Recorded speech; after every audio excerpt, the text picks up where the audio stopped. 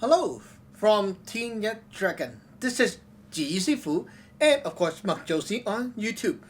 Today we'll be talking about Western flute players, Chinese flute players, like Western flute players trying to play Chinese flute, and if Chinese flute players trying to learn Western flute. Okay, just kind of like that. Okay, so we'll talk about the experience and that you should expect in your mind. And some of my fans were asking me about, hey, I used to play Western flute, it's just easy. And then the reverse way. So yeah, usually people ask me about how hard it is to play the Chinese flute if they have Western flute background. Okay, usually that's the question, but we'll do the other way kind of comparison too. So to demonstrate or to talk about this, we have a Western flute here. Okay, Pearl's flute, very nice flute. Okay, the first thing is Western flute. As you can see, the packaging is like this. Okay, it's very nice and fancy. Seriously, you get a lot of packaging with Western stuff. It's expensive, right? So it comes with a nice case, just like a gun, with some padded case and such. Okay, and you get 3 pieces of jewelry, like musical jewelry. This is like super fancy. It's amazing. When you hold it, it feels like a piece of art. It's amazingly delicate. You cannot take this on the street and expect no one is going to like pick your pocket. It's like wow. You have this hang up or whatever at home, people will think you're rich. It looks just like rich kids toy. It looks really, really expensive to your eyes when you look at it. It's so bling bling. Look at that. It's amazingly beautiful. When you hold this. Of course, this thing costs like a few $100 to $1,000 or even more. But yeah, you see, with Western music, everything is expensive. Yeah, I play a lot of Western music instrument too, but they are really expensive compared to the Asian, the Eastern type. Okay.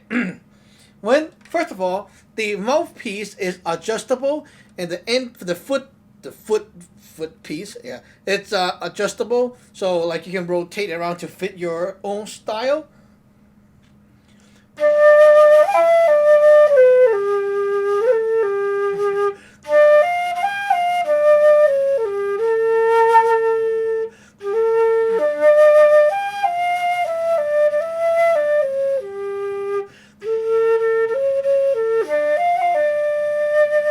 Very cool.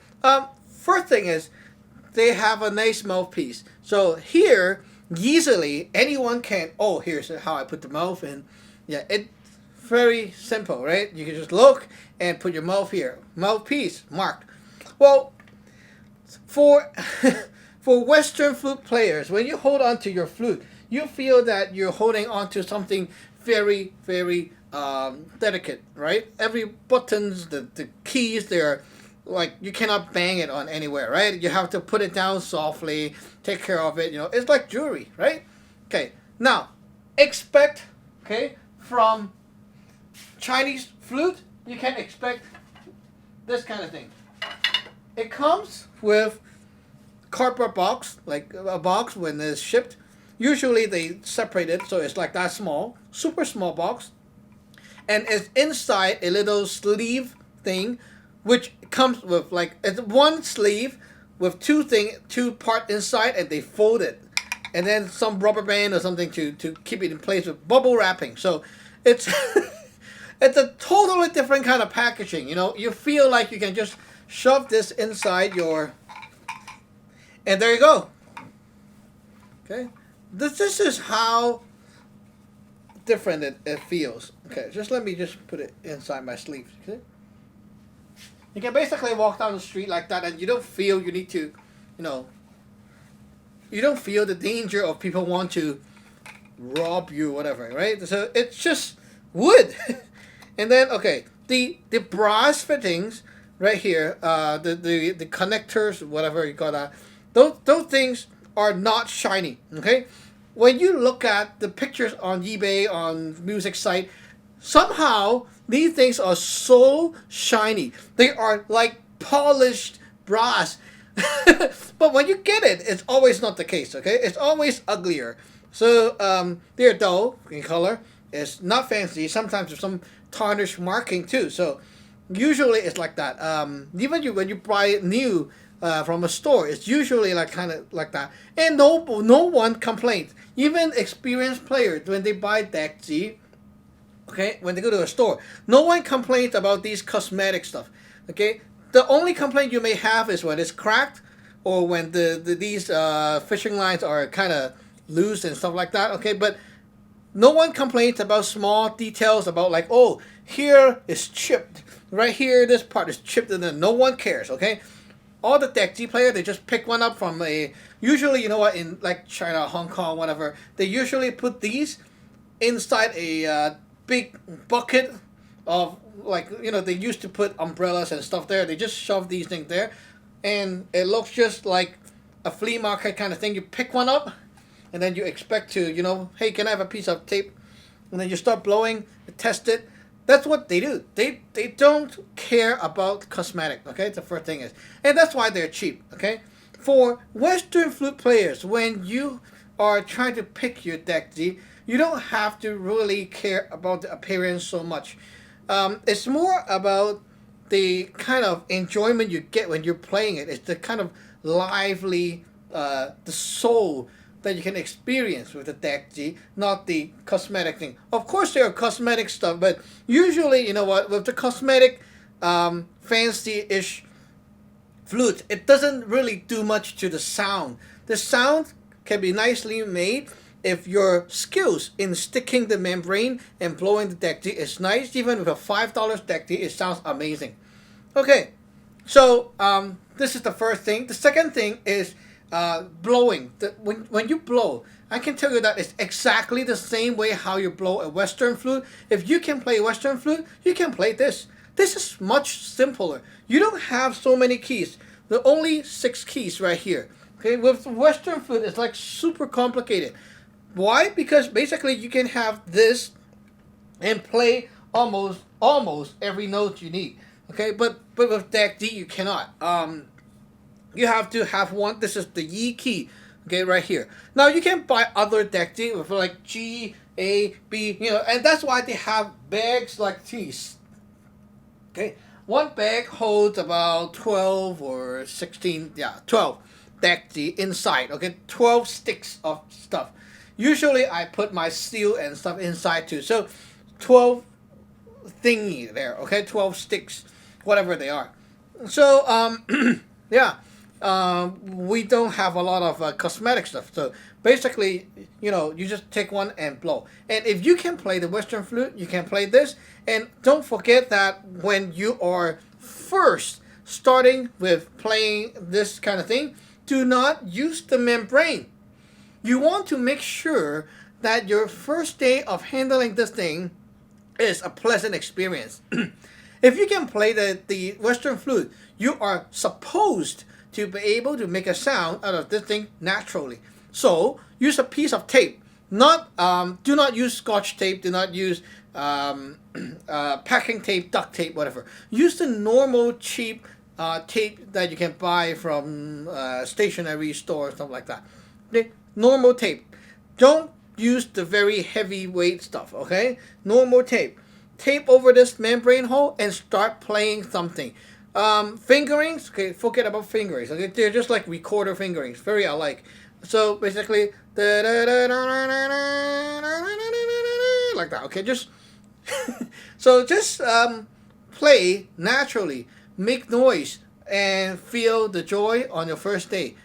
The way of how okay, the third point is the way how you learn Western music is, first of all, you learn how to play the scale, and then you learn the how to follow a piece of music, and then they teach you okay, so you just follow the notes and play like a robot. Okay, so that's how Western music is taught, even in school. It's always like that. Okay, play the scale, and then you follow a piece of music. Even the Westernized music in China right now, like the Westernized Eastern musical instrument teaching, they're all the same. They are like trying to teach it the Western way, okay? But if you really want to get the kick of a Chinese flute, you should actually try to feel the instrument more by not following any piece of music, but improvising stuff and feeling it while you're playing it. If you are a experienced Western flute player, you should have backgrounds with your stuff, like your music stuff. Okay, so stuff like the beat, the tempo, whatever, it's supposed to be there already. Okay, so forget about notes. Okay, play something and then go with the flow. So in your mind, visualize some nature places. Like if you're going on a trip, on a boat or something, looking at the sea, visualize in your mind and then start playing something and it will flow. So that's basically one very big difference about how you can experience with Dizi and with the other stuff.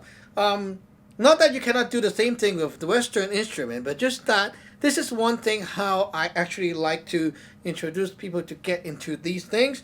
It gives you a more natural vibe and a different vibe from playing Western instrument. It's more like a freestyle playing on your first day. It feels good, and it actually builds your foundation of creating music later on. Very fun. So basically, that's the 3 main points. And there is absolutely no difficulties for any Western flute player to play the Dizi. There's like totally 0 difficulties. The worst thing you can do is to stick on a membrane on day 1 and end up not making a sound or making a very weird sound because the membrane is bad or is not stick on right. So remember to keep using the tape until you're very firm with your skills, and then you change to membrane for a better experience. So to end this video, let's play some music with this Yiki Dizi here. Maybe not. Maybe let's take a one that I have taped. Okay, so right here, as you can see, I got a bag of Dizi. Now this one is taped for sure. Okay, let's take a look. This one. This is the red wood Dizi. Ooh, it's so bright. Okay, this is the tape. You see? So it's taped over. Red wood Dizi in C key. Okay, so let's try.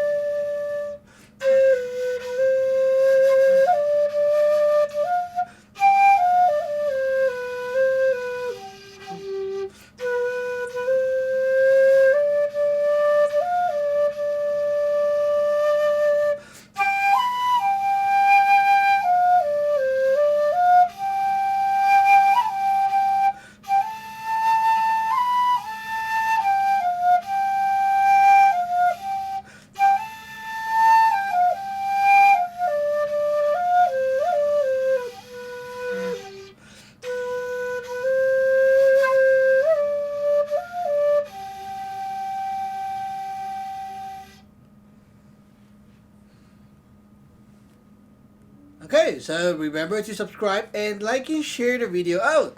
Thank you for watching. Bye bye.